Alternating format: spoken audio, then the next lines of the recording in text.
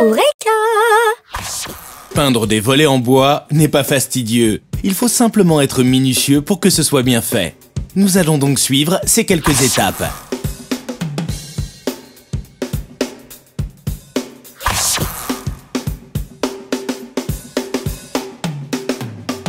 Voici le matériel pour peindre vos volets en bois. Un pinceau rond, des tréteaux, de la sous-couche pour le bois, une spatule, du vernis, de la pâte à bois et si besoin, de l'anti-rouille. Étape 1, décrochez les volets. Prenez une posture stable pour éviter de partir à la renverse au moment du déboîtement. Ouvrez le volet. Soulevez le volet verticalement par le bas en le faisant jouer en rotation pour l'aider à quitter son logement. Ôtez-le de ses gonds et posez-le sur les tréteaux sur terrain plat. Étape 2, retirez les éléments métalliques du volet. Enlevez les pentures et espagnolettes du volet en les dévissant avec un tournevis plat.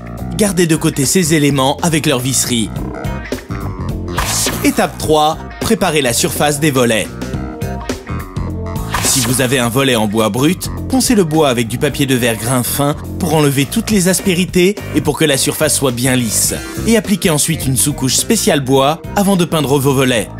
Si votre volet est ancien, qu'il ait été peint ou verni, vous devez le décaper avant de le repeindre. Une fois que c'est fait, appliquez une sous-couche spéciale bois avant de peindre vos volets. Reportez-vous à l'étape 5. Étape 4, rebouchez les trous et les fissures. Si votre volet a des trous ou des fissures, il faut les reboucher. La pâte à bois est généralement vendue en tube et s'applique à la spatule. Choisissez une spatule plus large que la fissure ou le trou que vous devez reboucher et appliquez de la pâte à bois sur le trou ou la fissure pour le remplir complètement. Lissez avec la spatule, puis laissez durcir. Étape 5, appliquez la couche d'après.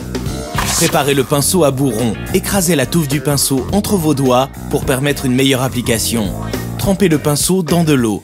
Retirez les poils excédents en frottant légèrement le pinceau sur une surface rugueuse. Et on y va! Appliquez la sous-couche dans la largeur du volet. Laissez sécher quelques instants.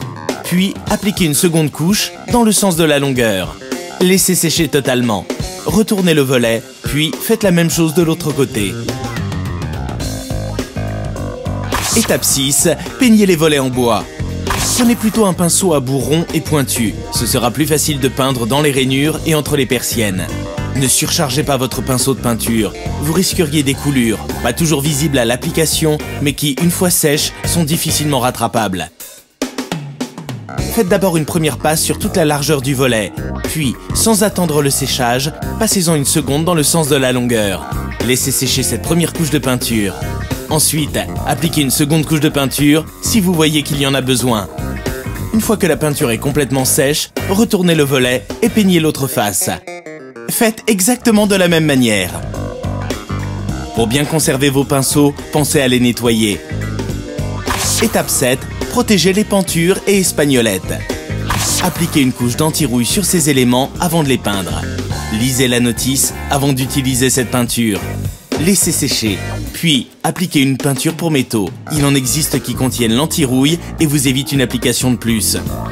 Revissez enfin les éléments métalliques sur vos volets s'ils sont bien secs. Et vérifiez que l'espagnolette se ferme et s'ouvre correctement.